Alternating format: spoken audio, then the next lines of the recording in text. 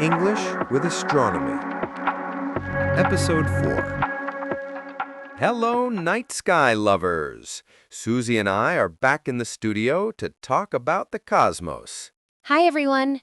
Today, we'll keep reading simple stories about the stars, the planets, and the universe as a whole. I'll read 3 stories today about the sky, the atmosphere, and Leonardo da Vinci. Perfect. So we're opening day 2 with a story about the sky.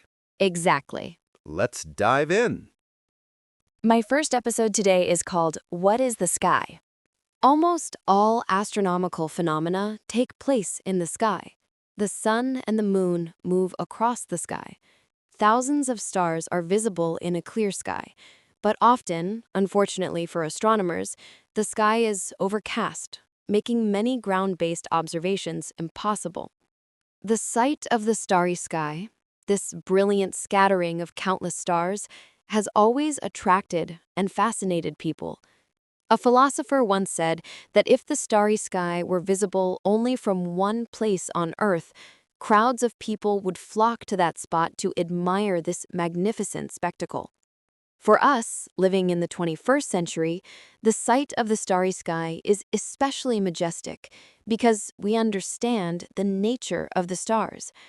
After all, each star is a gigantic incandescent ball of gas, almost like our sun. People did not immediately recognize the true nature of celestial bodies. Centuries passed, and people, carefully observing various celestial phenomena, came to our modern scientific understanding of the world. The starry sky is the great book of nature.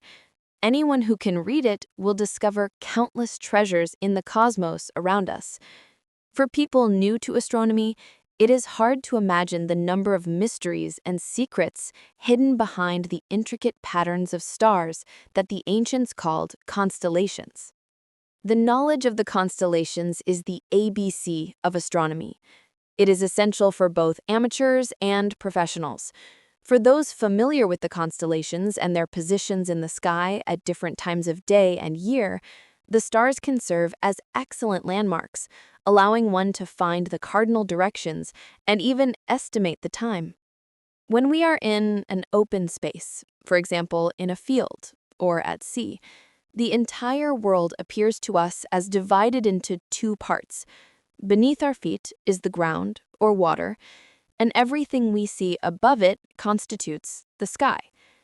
One could say that the sky is the universe viewed through the Earth's atmosphere. In ancient Greek and Roman times, the visible celestial dome was considered a solid vault covering the Earth from above.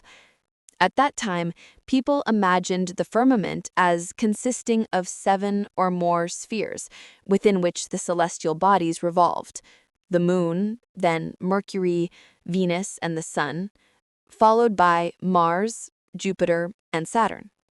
Later, in the Middle Ages, scholars debated what the celestial dome was made of: glass, crystal, or blue gemstones such as sapphire. The great Italian Leonardo da Vinci provided the correct explanation of the celestial dome. In his book, On Painting, he wrote that the sky's blueness is due to the thickness of illuminated air particles located above the Earth. The air around us, the atmosphere, is a completely colorless gas. Even the air in cities, which is not particularly clean, is remarkably transparent compared to the clearest liquid or the most transparent optical glass. If we look through a layer of air for several miles, we see nothing at all. If the layer's thickness reaches several kilometers, we see an air haze that obscures distant objects.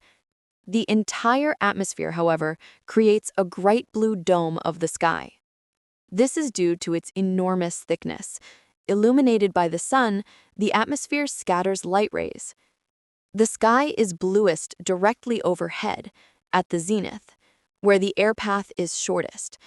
As your gaze moves toward the horizon, sunlight travels through more and more atmosphere. That extra distance scatters more light, washing out the blue and turning the sky pale or even whitish near the horizon. The color and brightness of the sky change with altitude. The higher we ascend, the thinner the layer of air above the observation point. Consequently, the sky becomes bluer and less bright. Mountain climbers at mountain peaks as low as 4 to 5 kilometers enjoy an azure blue sky. Passengers on airplanes flying at 10 kilometers see a deep blue sky. If you ascend in a stratospheric balloon to an altitude of 22 kilometers, you will see a deep blue sky. At spacecraft altitudes, over 100 kilometers, the sky appears completely black. The sun's rays are not scattered beyond the atmosphere, so astronauts in orbit can see both the sun and the stars at the same time. That's it for now. Time for your questions, Jim. I've got 4 questions. First, why is ground-based observing sometimes impossible for astronomers? Second, why is knowledge of constellations called the ABC of astronomy, and what practical benefit does it give? Third, how did the ancient Greeks and Romans imagine the celestial vault, and which 7 bodies did they include? And finally, how do the color and brightness of the sky change with altitude, and why? Are you ready to hear my recap? Yes, of course. Go ahead. Look up, that's astronomy's stage.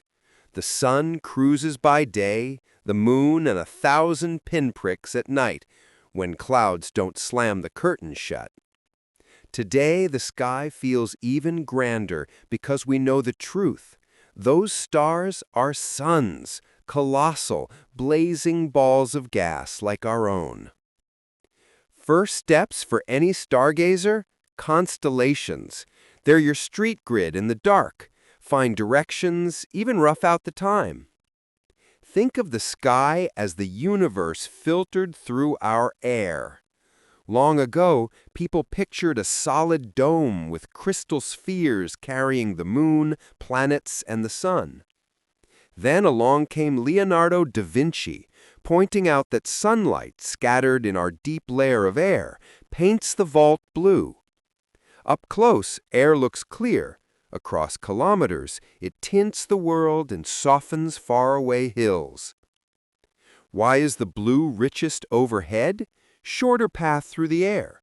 Toward the horizon, the path is longer, more scatter, more white, so the color washes out. Climb higher and the blue deepens, the brightness falls. For mountaineers, it's cobalt. For pilots, ink. At the edge of space, black. Beyond the air, there's no scatter. In orbit, with the glare blocked, astronauts can catch the sun and the stars at once, day and night sharing the same window. How was that? Well done. Great recap. The next episode will be about the rotation of the sky. Let's move on.